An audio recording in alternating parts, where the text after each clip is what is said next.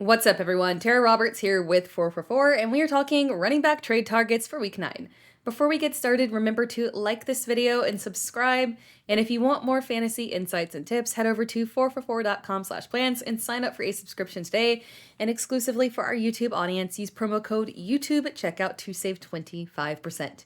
Now let's go ahead and dive right in with our first running back, Kenneth Walker. You know, fantasy managers love to panic over the possibility of a backup running back dipping into the starter's workload or even taking over, and panic is bound to be at an all-time high around Kenneth Walker after the Week 8 game. Walker has operated as the clear lead back until Week 8 when Charbonnet outsnapped and outperformed Kenneth Walker. Walker played on just 41% of snaps compared to 59% by Charbonnet, a dramatic switch considering that he had never dipped below 50%.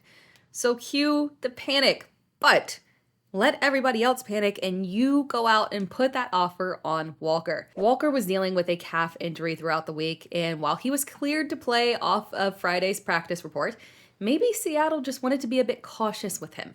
It's tough to imagine Pete Carroll randomly decided it was time to overhaul the backfield. Walker has been performing well. He's had good yards per carry, 6 touchdowns. There is no glaring issue here. And it wasn't as if Walker was even having a bad game. Charbonnet was just outperforming him. Charbonnet had 5 carries for 53 yards and 2 receptions for 11 yards. That is impressive.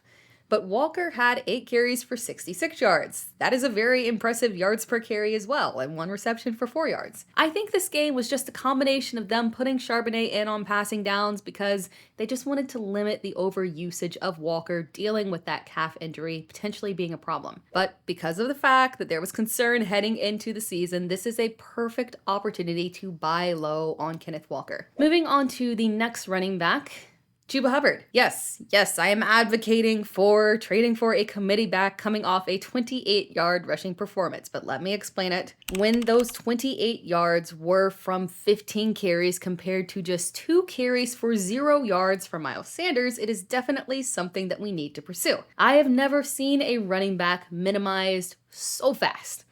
This rivals the way Bruce Arians used to treat Ronald Jones. I actually want to read you a quote from Frank Reich. We have a lot of confidence in Miles. You know, Chuba's getting the bulk of the carries right now with the way our run game is going, and you know he's a more physical downhill runner. But Miles is a great player, and so we want to continue to mix it up. If that doesn't make you want to run away from Miles Sanders straight into the arms of Chuba Hubbard, I don't know what will.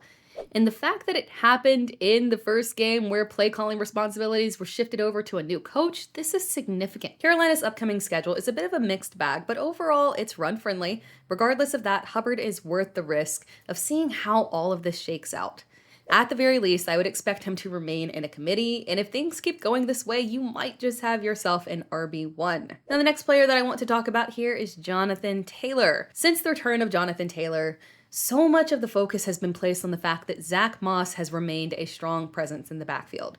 But no one is focusing on Jonathan Taylor's actual performance. Taylor has played in 4 games, and we will exclude the first game for our purposes because we know that he was extremely limited in that game. But for the past 3 games, Jonathan Taylor is RB14 in average points per game. Jonathan Taylor is performing at a near RB1 level despite the fact that he's got a nearly identical touch per snap rate as Zach Moss. You could look at that negative and say, Zach Moss is too good, Jonathan Taylor will be stuck in a split backfield. Or you can look at the positive and say, JT looks like JT and is producing despite the fact that the Colts are being cautious with him. And you could buy the dip on Jonathan Taylor and snag Jonathan Taylor below cost. And that wraps things up. Thank you for watching this video. Be sure to like the video and comment below. And if you want more fantasy insights and tips, head over to 444.com/plans and sign up for a subscription today. And exclusively for our YouTube audience, use promo code YouTube at checkout to save 25%.